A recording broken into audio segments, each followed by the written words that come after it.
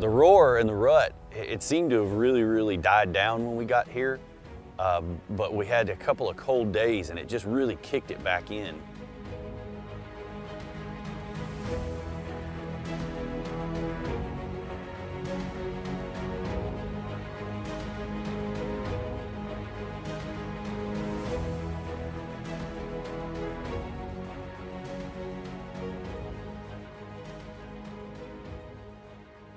Can you hear that? The roar is winding down, but they're still going at it. There's a couple roaring up there. Got a few in here.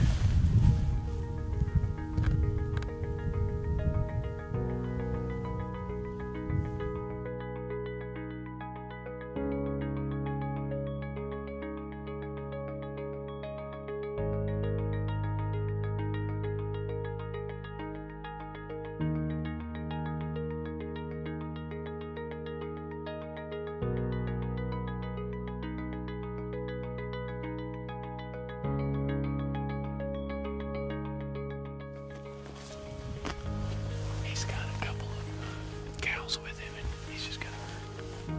He's really wild.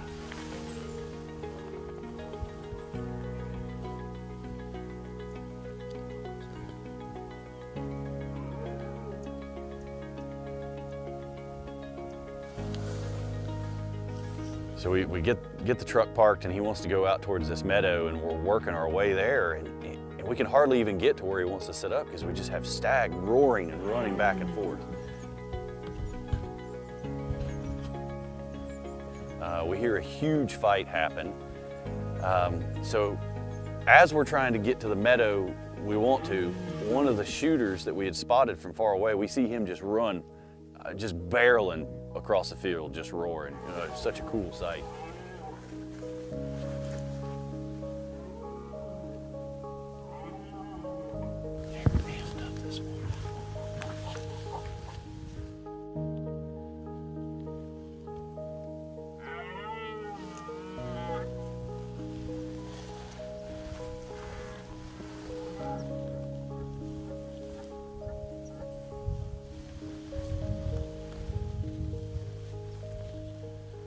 So Lobo gets us set up on this nice little spot on the meadow, and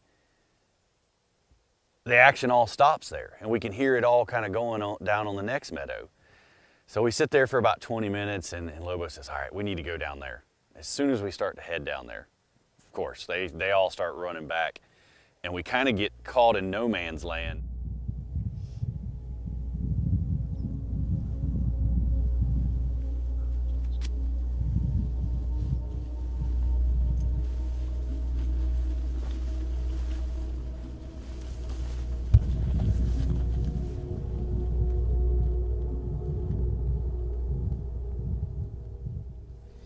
So we're down in this little ditch. Before we can even get set up, these two stag, one runs right by us and a little bit of an older one, but still real young. He comes and he walks about 15 yards from us and stops right there. So we're all frozen, and he spots us, stares at us for a little bit, and starts taking off there.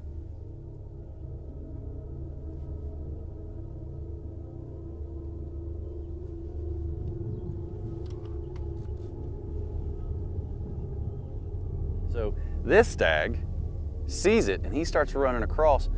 So now I say, oh, it's perfect. 100-yard shot, I lay down, get ready to shoot. And instead of him walking in front of me broadside, he turns and runs straight at us. When he finally stops, he's 10, 15 yards away, and in my scope, it's just shoulder and neck. And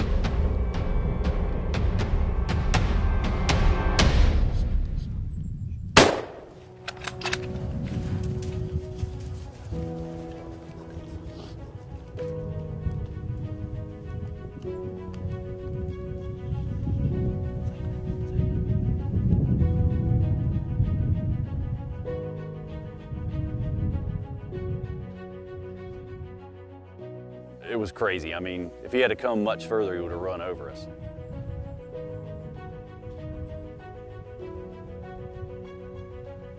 It was a great morning. We had roars going back and forth. I mean, the stag it was everything that you wanted out of an Argentina stag hunt.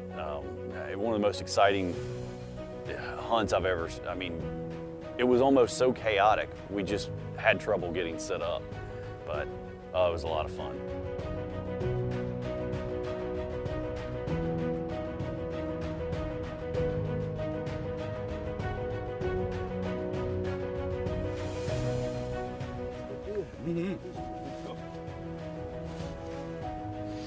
When I shot the sun, Yeah. Yes. I could hardly. Yeah. Okay. Now the fun part, getting him out of here. That was crazy.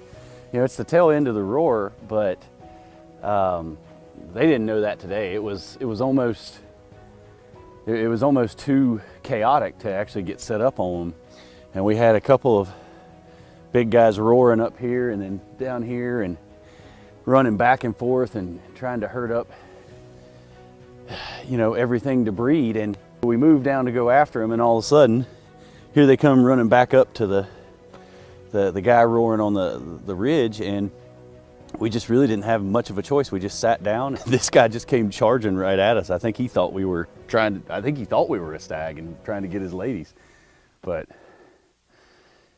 that was up close and personal.